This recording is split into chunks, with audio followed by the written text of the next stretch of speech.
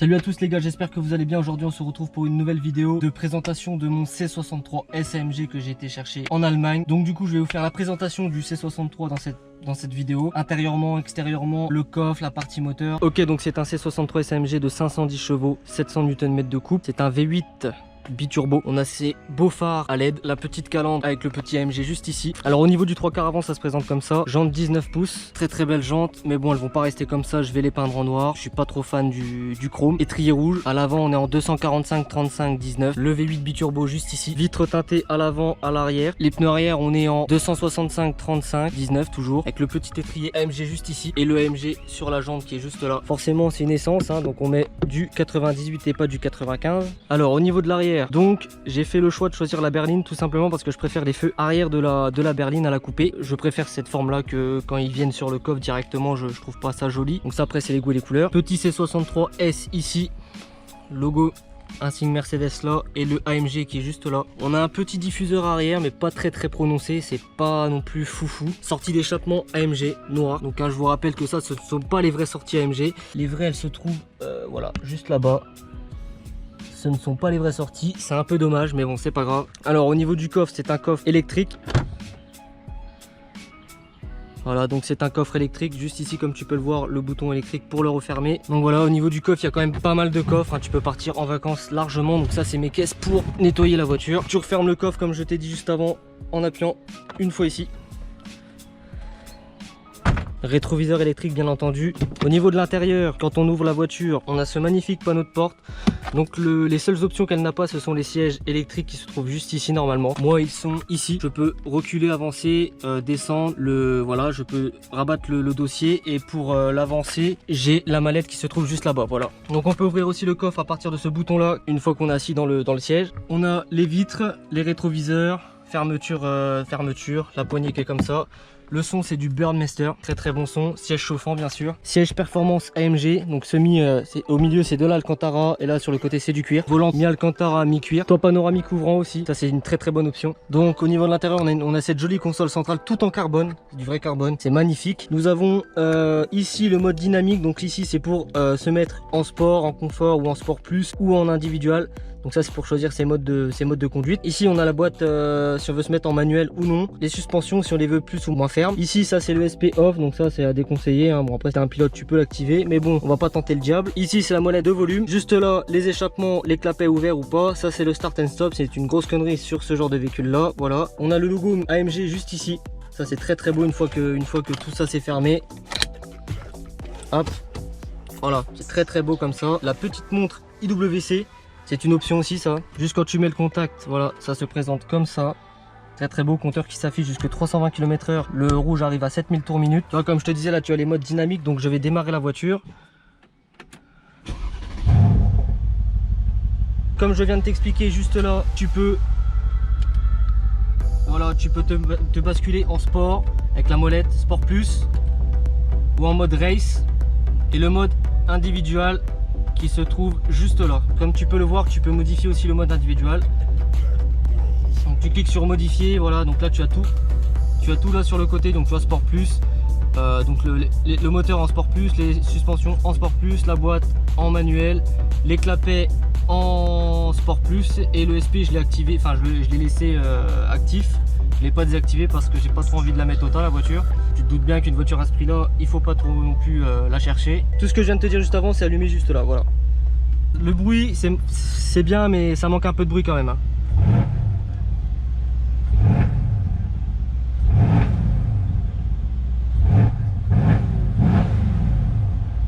Ça manque vraiment un peu de bruit à mon goût. Je vais te faire écouter un peu de dehors. On ralentit ce que ça donne.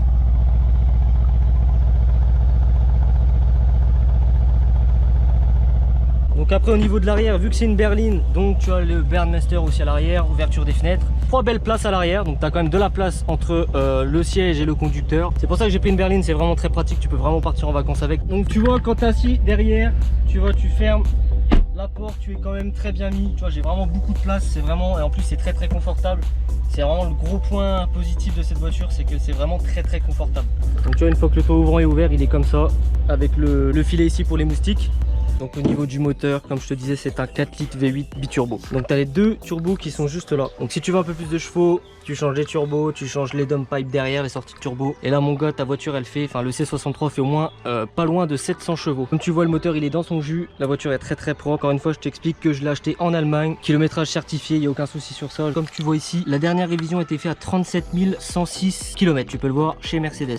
Voiture toujours entretenue chez Mercedes. Donc comme vous le savez les gars, la voiture elle va pas rester d'origine. J'aime bien modifier mes voitures, donc je vais modifier mon C63. J'ai déjà commencé à acheter une calandre, des nouvelles calandres de facelift là, elles sont super belles. Celle-ci elle a pris un petit coup de vieux quand même. Après par la suite il y aura d'autres modifications de fait dessus, donc je t'invite à me suivre sur Instagram /du-bal officiel si tu veux suivre les modifications du véhicule. Il y a tout qui se passera, tout se passera sur Instagram les gars. Elle a l'affichage tête haute, l'option, je sais pas si vous voyez très bien, mais là-bas au niveau du pare-brise juste là, tu as les kilomètres/heure avec le tour minute et puis ta position parking, bref si tu es en drive ou pas, avec ton nombre de passages de rapport. Voilà, pour te mettre en drive tu descends une fois en bas, pour te mettre en marche arrière tu mets tout en haut, et pour te mettre en neutre tu appuies une petite fois au milieu et tu es en neutre. Voilà, après au niveau de là tu as toutes les options, donc tu as le volant, tu as le franchissement de ligne, parking, caméra 360 degrés juste là.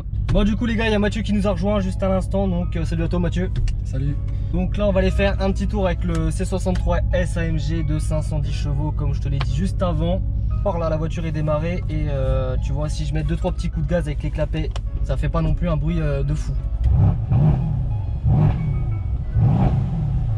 Tu vois, comme je te le dis, ça reste quand même assez discret. C'est le seul point négatif que je trouve à cette voiture. En plus la voiture, j'ai oublié de vous le dire juste avant, mais la voiture est rabaissée de 2,5 cm et il y a des cales d'élargissement de voie de 15 mm. Ça fait la diff. Ouais, ça fait la différence, la tenue de route est meilleure bien entendu.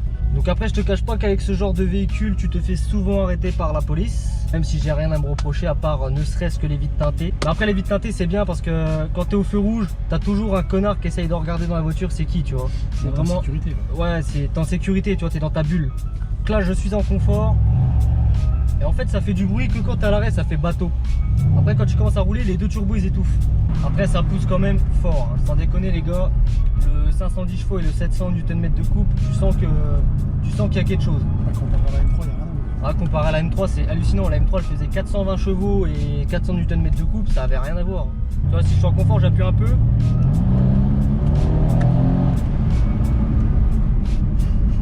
Tu sens que ça part quand même, mais il peut y avoir mieux. Donc là je me suis mis en mode individuel, donc avec tout qui est en sport plus, à part le SP qui est resté actif. Donc là je suis aux palettes au volant.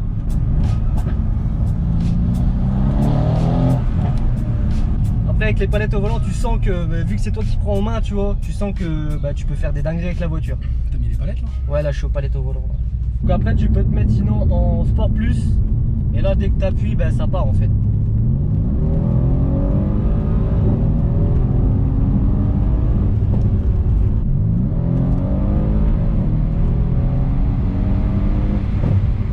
T'as entendu le claquement là? Ouais. Mais c'est léger, c'est pas non plus très fort quoi. Ouais, c'est pas mal. Attends.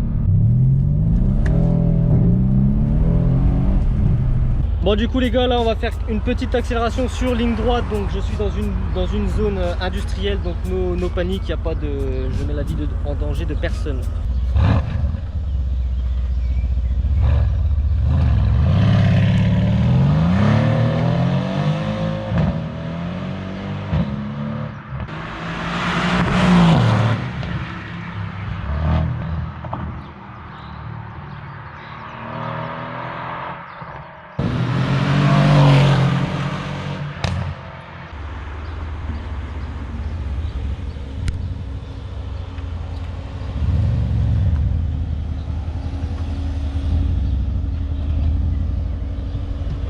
Surtout très important les gars, comme je viens de faire après une accélération de folie comme ça, toujours laisser refroidir les turbos, parce que là comme tu l'entends, le ventilateur est en route.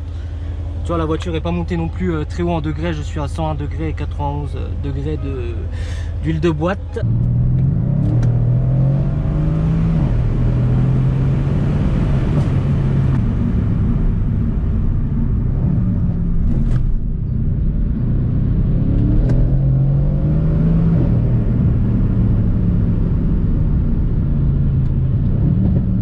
insertion sur autoroute, c'est une voiture très pratique. Je vais te montrer pourquoi maintenant. Tu mets ton clignotant et là tu appuies.